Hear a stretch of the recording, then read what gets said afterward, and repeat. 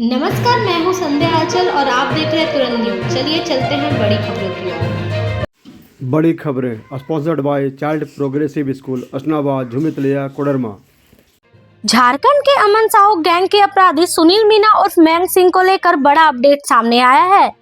Azerbaijan से लाने के लिए जाने वाली टीम का नेतृत्व एटीएस एसपी ऋषभ झा करेंगे।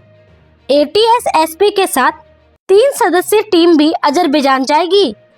इस दौरान अजरबैजान की जेल में बंद मैंग सिंह को वहां की प्रशासन झारखंड पुलिस को सौंपेगा और झारखंड पुलिस मैंग को लेकर भारत पहुंचेगी। मयंक सिंह की प्रत्यार्पण की अनुमति अजरबैजान के शीर्ष कोर्ट से मिलने के बाद उसकी वापसी को लेकर पुलिस मुख्यालय ने पहल की है। पुलिस मुख्यालय ने विदेश जाने के लिए अनुमति से जुड़ा पत्र गृह विभाग को भेजा है। गृह विभाग की अनुमति मिलने के बाद एटीएस की टीम अजरबैजान के लिए रवाना हो जाएगी। बता दें कि अमन साहू की मुठभेड़ में मौत के बाद उसके गिरोह की कमान मयंक सिंह और राहुल सिंह को सौंपी गई है। अमन साहू गिरोह से जुड़े तमाम कॉल भी मयंक सिंह के नाम से किए जाते थे। मयंक उर्फ सुनील मीना अमन साहू और लॉरेंस के गैंग के बीच की कड़ी था। विदेश में बैठकर वह गिरोह का संचालन करता था। उत्तराखंड के ऋषिकेश में गंगा नदी में नहाने के दौरान डूबने से दिल्ली के एक युवक की मौत हो गई। राज्य आपदा प्रतिक्रिया बल ने रविवार को युवक का शव बरामद किया है। मृतक की पहचान 20 साल के नरोत्तम के रूप में हुई है। रिपोर्ट के मुताबिक नरोत्तम अपने 4 दोस्तों के साथ दिल्ली से ऋषिकेश घूमने आया था। शनिवार को वे गंगा नदी के किनारे स्थित सच्चा धाम आश्रम के पास नहा रहा था। तभी अचानक नरोत्तम तेज बहाव में बह गया। उसके दोस्त उसे बचाने की कोशिश करते रहे, लेकिन पानी का बहाव इतना तेज था कि वह कुछ ही पलों में नदी में गहराई तक समा गया। घटना की सूचना मिलते ही एसडीआरएफ की टीम मौके पर पहुंची और युवक की तलाश में सर्च ऑपरेशन शुरू किया। टीम ने शनिवार को देर रात तक सर्च ऑपरेशन चलाया, लेकिन नरोत्तम का कोई सुराग नहीं मिला। आखिरकार रविवार सुबह एसडीआरएफ को सफलता मिली और उन्होंने नरोत्तम का शव बरामद कर लिया। क्या आप अपने बच्चों के भविष्य को लेकर चिंतित हैं? क्या आप चाहते हैं कि आपका बच्चा एक उज्जवल भविष्य प्राप्त करे? तो the Rameshwar valley school Jhumri Telaiya में आपका स्वागत है। हमारा स्कूल लीड से जुड़ा है और झारखंड का नंबर 1 लीड स्कूल है। हमारे स्कूल में नर्सरी से लेकर कक्षा 8 तक की पढ़ाई होती है। महाराष्ट्र के ठाणे जिले के शाहपुर इलाके में एक शादी समारोह के दौरान हुए विवाद में 21 वर्षीय युवक की चाकू मारकर हत्या कर दी गई। इसके बाद शव को नदी में फेंक दिया गया। पुलिस ने इस मामले में 2 नाबालिगों को हिरासत में लिया है। यह घटना 25 मार्च को शाहपुर के कजगांव में हुई। शाहपुर पुलिस थाने के निरीक्षक जितेंद्र ठाकुर ने बताया कि मृतक की पहचान बलू बाग के रूप में हुई है, जो पेशे से ट्रैक्टर चालक था। शादी समारोह में नाचते समय बलू बाग और एक नाबालिग के बीच कहासुनी हो गई। बहस इतनी बढ़ गई कि नाबालिग और उसके दोस्तों ने मिलकर बलू को पास के एक सुनसान इलाके में ले जाकर चाकू से गोद दिया।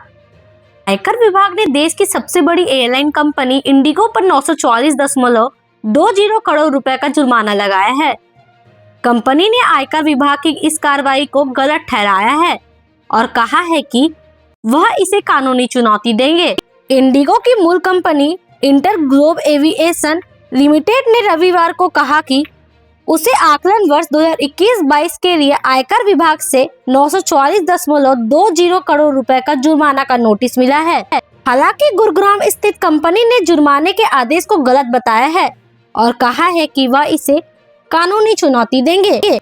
कंपनी ने यह भी कहा है कि इस आदेश का एयरलाइन के परिचालन, वित्तीय स्थिति और अन्य एक्टिविटियों पर कोई प्रभाव नहीं पड़ेगा। है और सभी कक्षाएं स्मार्ट क्लास हैं। हमारे स्कूल में कई सुविधाएं हैं, जिनमें बड़ा एसी ऑडिटोरियम, सीसीटीवी कवरेज, स्वच्छ पेयजल, परिवहन और बहुत कुछ शामिल है।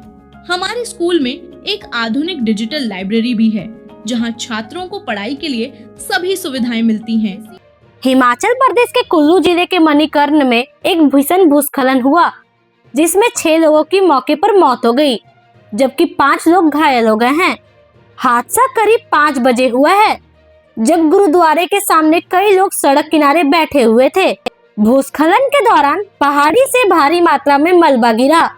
इसी के साथ एक पेड़ भी नीचे आ गिरा, जिसकी चपेट में कई लोग आ गए। हादसे में जान गंवाने वालों की शिनाख्त की जा रही है। घटनास्थल पर रेस्क्यू टीम पहुंच गई है। केंद्र सरकार नक्सलियों के खिलाफ एक्शन मोड में है।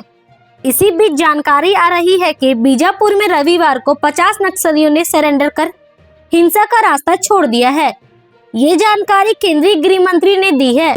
केंद्रीय गृह मंत्री ने 50 नक्सलियों के सरेंडर की जानकारी देते हुए एक्स पर लिखा, बहुत हर्ष का विषय है कि बीजापुर में 50 नक्सलियों ने हिंसा का रास्ता छोड़कर आत्मसमर्पण किया है। हिंसा और हथियार को छोड़कर विकास की मुख्य धारा में शामिल होने वालों का मैं स्वागत करता हूँ। पीएम मोदी की नीति स्पष्ट है कि जो भी नक्सली हथियार छोड़कर विकास का मार्ग अपनाएंगे, उनका पुनर्वास कर उन्हें मुख्य धारा से जोड़ा जाएगा। तो आइए अपने बच्चों के उज्जवल भविष्य के लिए हमारे विद्यालय में एडमिशन लें। एडमिशन जल्दी लें क्योंकि सीटें सीमित हैं। हमारा संपर्क नंबर नीचे दिया गया है। जल्दी करें और हमारे स्कूल को विजिट करें।